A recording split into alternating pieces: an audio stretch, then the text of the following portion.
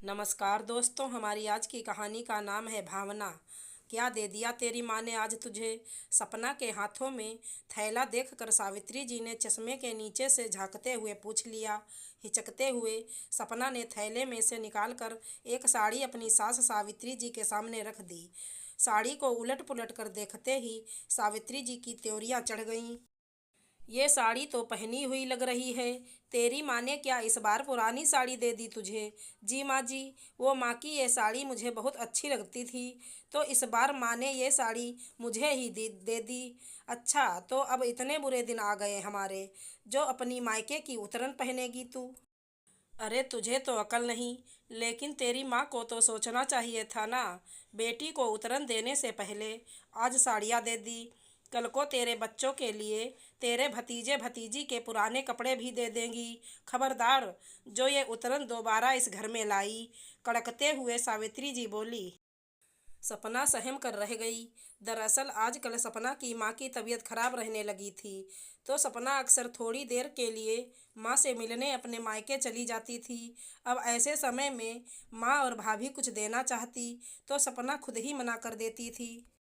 कहती, मैं तो सिर्फ माँ से मिलने आ जाती हूँ, इसलिए प्लीज़ आप लोग ये लेना देना मत किया करो। खुशी का माहौल हो तो मुझे भी कुछ लेना अच्छा लगता है, लेकिन इस वक्त आप लोगों पर बेवजह का बोझ डालना मुझे बिल्कुल अच्छा नहीं लगता।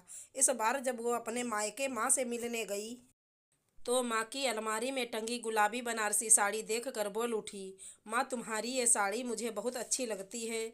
जब तुम इसे पहनती थी तो सच में बहुत सुंदर लगती थी। ये साड़ी आपको नानी ने दी थी ना। हाँ बेटा, लेकिन अब कहाँ मैं ये साड़ी पहनूंगी। तुझे पसंद है तो तू ले जा। मेरी निशानी समझकर माँ की बात सुनकर सपना भावुक हो उठी। ऐसा क्यों बोल रही हो माँ, देखना तुम ठीक हो जाओगी। कहते हुए सपना अपनी माँ के गले से लगकर बिलख पड़ी। उसे भी अंदेशा था कि अब माँ ज़्यादा दिन नहीं जीने वाली। वापस आते वक्त माँ ने सपना के थैले में वो साड़ी डाल दी, लेकिन जिस साड़ी को सपना माँ की निशानी समझकर लाई थी वो उसकी सास को सिर्फ उतरन नजर आ रही थी। सपना का मन उदास हो गया था। उसने ठान लिया था कि अब वो कभी अपनी माँ की कोई चीज़ लेकर नहीं आएगी। जहाँ सिर्फ पैसों का मोल है, भावनाओं का नहीं, वहाँ कुछ लाने का क्या फ़ायदा।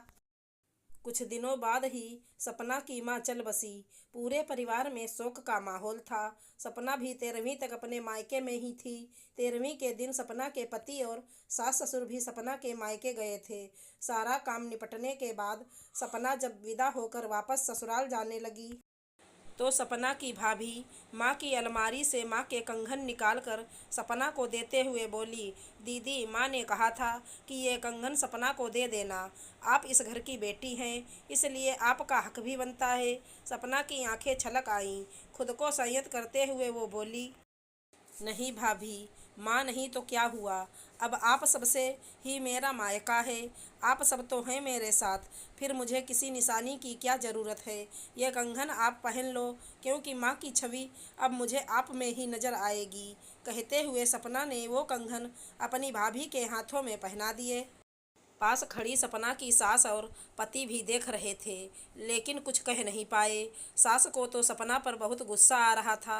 घर आते ही सपना की सास उस पर बिफर पड़ी। भला इस वक्त भी कोई मना करता है लेने से। इस वक्त तो बेटियों को देने से माँ की आत्मा को शांति मिलती है। जब अपने मन से वो दे रहे थे तो क्या ज़रूरत थी मना करने की। बाकी के सारे गहने तो उस भाभी के पास ही तो रहने थे। आज सपना के मन का दर्द शब्द बनकर होठों से निकल पड़े। क्यों माँ जी, मैं भला माँ की उतरन इस घर में कैसे ले आती। आपने ही तो कहा था कि आइंदा कभी मायके से उतरन लेकर मत आना। वो साड़ी तो माँ ने मुश्किल से 2-4 बार पहनी थी, लेकिन वो कंगन तो माँ हमेशा पहने रखती थी।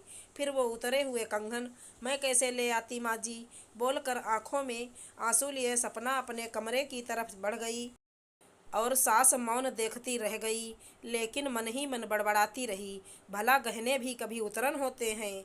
मुझे क्या, खुद ही अपने पैरों पर कुल्हाड़ी मारे तो मारे, बेवकूफ़ कहीं की।